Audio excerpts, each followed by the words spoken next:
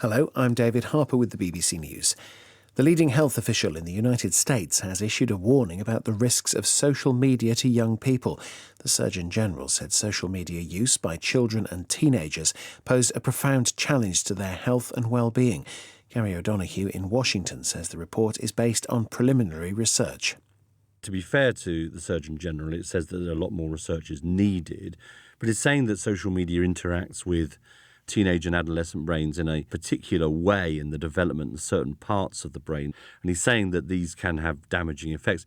He's also saying that there are some beneficial aspects of social media, particularly to some groups, but that really the amount of harm that can be done is substantial, and it may be contributing to mental health problems that we've seen arise in over the last decade or more. Saudi Arabia and the United States, the co-sponsors of the latest ceasefire in Sudan, have urged the National Army and the paramilitary Rapid Support Forces to stop violating the 7-day truce so that humanitarian aid can reach those in need. The US says it will provide $245 million in aid. More detail from Peter Bowes in Washington.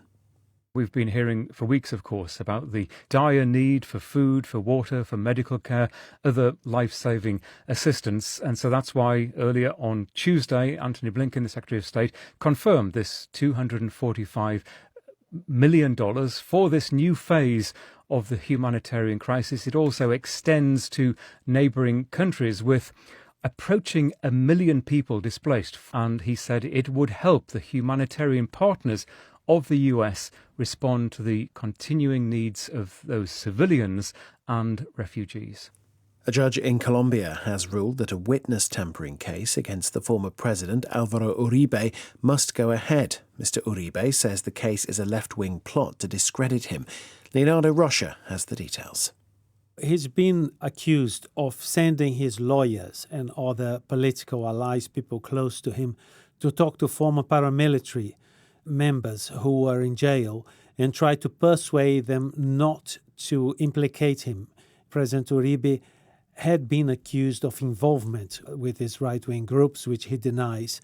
And what the judge said is that there is, based on the evidence, there is a probability that he actually tried to tamper with the evidence, tried to intimidate those witnesses. The authorities in Guyana say that a fire that tore through a dormitory at a girls' school, killing at least 19 children, was started deliberately by a pupil. They say the suspect had threatened to set fire to the dormitory after the school confiscated her mobile phone, which she was using to conduct a relationship with an older man. World news from the BBC. The police in Britain have confirmed they are investigating the former Prime Minister Boris Johnson over further potential rule breaches during the COVID pandemic. Here's Jonathan Blake.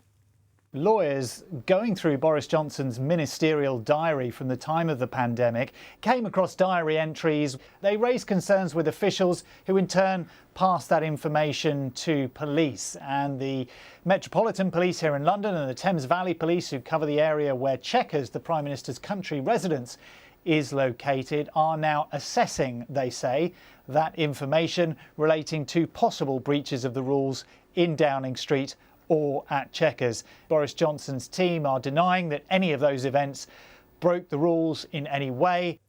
Legislators in the US state of South Carolina have passed a bill that would ban nearly all abortions after around 6 weeks of pregnancy, before most women know they are pregnant.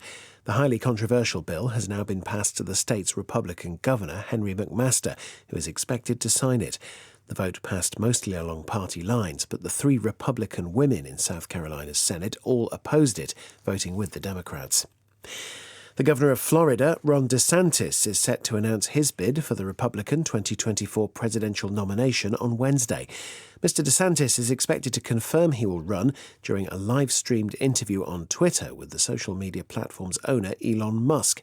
The 44-year-old is seen as the main rival to Donald Trump to be the Republican candidate in next year's presidential election. Mr. Trump is currently well ahead of other rivals for the nomination. A Category 4 typhoon is heading directly towards the Pacific island of Guam. Residents in the US territory have been stockpiling supplies and heading for emergency shelters as torrential rain and extreme flooding are expected. BBC News.